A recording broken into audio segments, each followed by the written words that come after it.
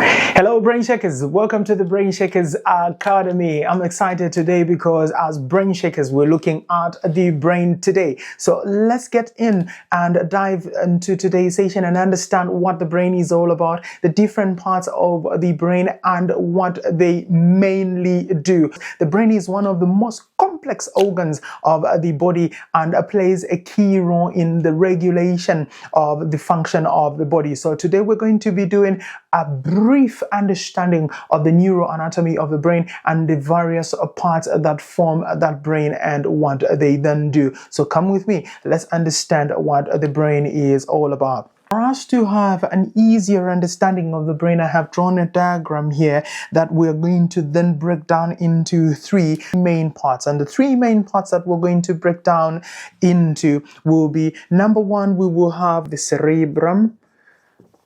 And then number two, you're going to have what we call the cerebellum. Okay. And then number three, we're going to have the brainstem. So those are the three main areas that we're going to be looking at. And when we look at these parts, we will look at what roles they play in the brain. Now let's quickly start with the cerebrum. This whole part up to this end is going to be the cerebrum. So all the way up to here, this is going to be the cerebrum. So we're looking at this part as we are going to be discussing the cerebrum. So the cerebrum houses about 6 lobes with it. The frontal lobe, and then you have this one on the temporal aspect here. So all the lobes that we're going to be discussing and making mention of on the cerebrum here are related to the bones that they lie adjacent to. So this is the frontal lobe because it lies adjacent to the frontal skull bone, and this is the temporal lobe because it lies closer and adjacent to the temporal bone. So you are going to have that as the temporal lobe, and then you will have this here as the parietal lobe because it lies closer to the parietal bone. So from the parietal lobe you have obviously the occipital bone, then housing the occipital lobe. So this is going to be called an occipital lobe. Okay, now I did make mention that there are 6 lobes within the cerebrum, but then we have just labeled only 4. It is because the 2 other lobes, which is the insular lobe and the limbic lobe, you're not going to be able to see them if you're looking at it from the lateral aspect, meaning that we have to kind of dissect the other lobes for us to be able to see those 2 other lobes. And we are going to make mention of those 2 lobes in just a few seconds. Now, what does the frontal lobe do? So the frontal lobe is responsible for anything to do with motivation, anything to do with planning, anything to do with short-term memory. When you look at a phone number and you're able to retain the numbers within a short space of time, it means that the frontal lobe is responsible. And anything to do with attention and also speech. Why? Because it houses an important area here that we actually call the Broca's area. Okay, so the Broca's area is what coordinates your speech impulses there, and that is what the frontal lobe is going to be doing. The parietal lobe is separated from the frontal lobe by a central sulcus. So this line here will represent the central sulcus. Once the central sulcus has separated the parietal lobe, on the anterior aspect of the parietal lobe, here, you're going to have what we call the post-central gyrus. So this is going to be the post-central gyrus. And in order for us to understand what the parietal lobe does, we can think of the post-central gyrus, which basically receives all manner of impulses that are coming in from our mechanoreceptors and from proprioceptors as well. So anything that has to do with proprioception, anything that has to come in as mechanoreceptor facilitated, comes now to be interpreted by the parietal lobe. And we did look at the dorsal column and medial lemniscal pathway, where we are seeing all those mechanoreceptors such as the Ruffini, the Meckel's, and the Pacinian, sending their impulses into the pathway and then brought to the postcentral gyrus for interpretation. That is where the parietal lobe now comes into play, because the postcentral gyrus lies just in the anterior aspect of the parietal lobe. So all those proprioceptive functions, all those mechanoreceptive functions are going to be interpreted right here in the parietal lobe. Then you will have the occipital lobe. The occipital lobe lies in close proximity to the occipital bone and houses your visual center. So this one is going to house your visual center, meaning that all the processing that happens on anything that you see, everything that you are seeing right now here, what is processing that visual input is your occipital lobe of the brain. And then you have now the temporal lobe. Now the temporal lobe is going to play a key role in visual and auditory input. So it controls and regulates anything to do with visual and auditory input. So meaning that anything that you are hearing right now is being processed because of the function of the temporal lobe. So those are the four lobes that we are seeing here. But then we didn't make mention that we also have the insular lobe. Now, what does the insular lobe do? So the insular lobe is going to be found when we dissect and lift up the parietal lobe upwards and then bring the temporal lobe downwards. And the first thing that we're going to see here is going to be referred to as an insular lobe. Now, the insular lobe will then also have a central sulcus on it, separating it into an anterior insular lobe and a posterior insular lobe. But the main function of this insular lobe is that it is going to control and regulate anything that has to do with taste sensation.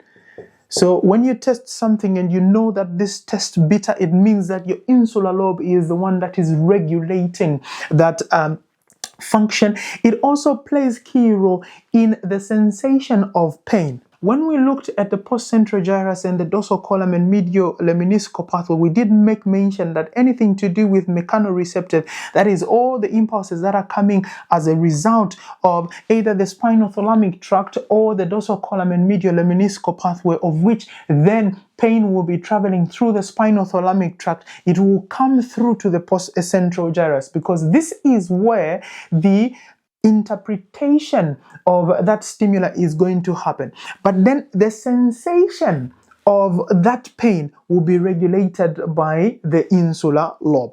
And then the insular lobe also plays key role in vestibular and visceral functions. Okay, now what are vestibular functions? So vestibular functions, within the middle part or the inner ear, you have an area that is called the vestibular area that houses the vestibular system, and that brings about a balance. Visceral functions, these are functions that are going to come out of the internal organs. Issues to do with thirst, issues to do with hunger, issues to do with fullness, gas, cramping, all that is going to be regulated by the insula. We did make mention of the sixth lobe, which is going to be the limbic lobe. The limbic lobe is going to be in the middle aspect. So you're going to have your hemispheres here. So you're going to have the right, and then you have the left hemispheres, because you know that the cerebrum is actually going to be separated in between by the foci cerebri, and what separates them here is that foci cerebri. And then in the inner part or in the inner aspect here, you're going to find the limbic, okay? you will find the limbic lobe, and that is the limbic lobe that we're talking about. Now, what does the limbic lobe do? The limbic lobe is responsible for issues to do with autonomic functions. Okay, so your autonomic functions are going to come as a result of the limbic there. Issues to do with learning, as you are learning aspects, and the brief introduction to neuroanatomy here, it is then your limbic system that will play a key role. Remember that the frontal lobe just brings about short-term memory, but then the limbic now will help you take all those things from the short-term memory into the long-term memory. So we will put memory here as well. So that is what the cerebrum is all about. It has all those 6 lobes: the frontal, the parietal, the occipital, the temporal. You have the limbic inside and the insular inside. From the cerebrum, then we go to the cerebellum. This portion here is the cerebellum. So this is going to be called the cerebellum. Now, the cerebellum has 3 main lobes. So it has what we call an anterior lobe, and then it also has what we call a posterior lobe. And in between the anterior and posterior lobe, it forms a nodule that we call the flocculus. Okay, now because the flocculus is nodular in appearance, it forms the 3rd lobe of the cerebellum, which we call the flocculonodular lobe. So meaning that you have all those 3 lobes of the cerebellum, and the cerebellum now has a number of other lobules within there that has 9 ventral lobules, and it also has horizontal lobules that help it to play its key function in terms of equilibrium and balance. That is its main function, to bring about equilibrium and balance. From the cerebrum, we are going to look at the brainstem down here. The brainstem is formed of 3 main parts. The first part that you're going to see in the brainstem is going to be called the midbrain. The second part is going to be the pons. And then the third part is what we refer to as the medulla oblongata. Within the brainstem plays a key role as a passage for neural pathways. Why? Because it houses nuclei within it, so that all the other impulses that are coming to the brain will have to pass through the brainstem and then taken to the brain for interpretation. And when the brain has finished its interpretation and wants a response to go down to the origin of that stimuli, it sends all those impulses straight and they will pass through the brainstem. The midbrain is located somewhere around the mid part of the brain. Now, you will find that you will have a thalamus here, and from the thalamus above, just slightly above, you have what we're going to call the 3rd ventricle, and then you will have the 4th ventricle here. Now, from the thalamus to about the 4th ventricle, that's where you're going to find a portion of the midbrain. Okay, so it houses the space in between the thalamus and the rooftop of the 4th ventricle.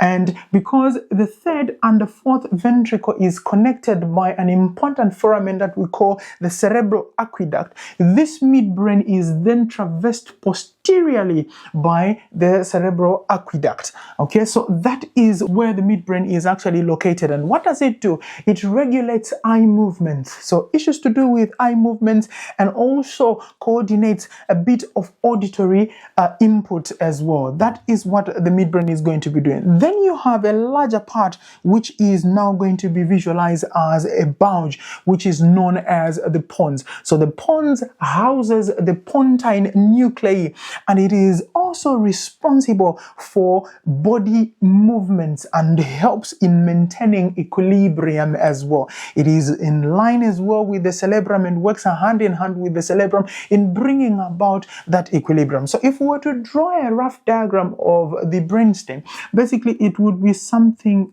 like this. So you will have this as your midbrain, then you will have this now as your pons, playing key role in maintaining equilibrium, and then you have your medulla oblongata down there. So on the lower aspect there, that is on the caudal end, you have the medulla oblongata. What is the medulla oblongata going to be doing? The medulla oblongata plays a key role in the maintenance of functions that has to do with your respiratory system, that has to do with your digestive activities and the digestive system as a whole, and also the cardiovascular system. And when we were looking at the dorsal column and medial lemniscal pathway, all those impulses that were coming through to the medulla oblongata, because it houses special nuclei that we call the nuclei acilis and the cuneatus nucleus as well. So very important in the regulation of those systems. So the brainstem now plays a key role in maintaining your blood pressure, in maintaining your heart rate as well, and acts as a conduit for all those neural pathways to and from the brain. And then you will have the foramen magnum somewhere here,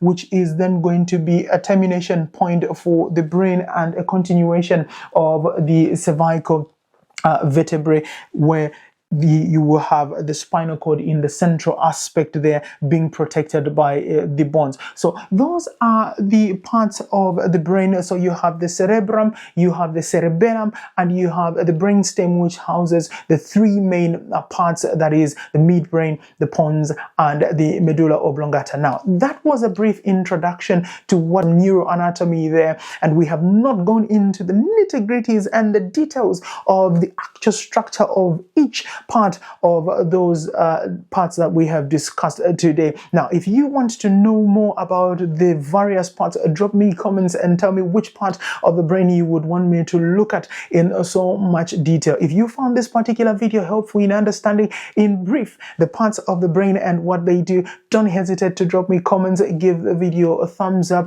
drop all those comments in the comments section, and head on to the YouTube channel and subscribe to the channel. As always, thank you so much for watching, and I will see you in the next one.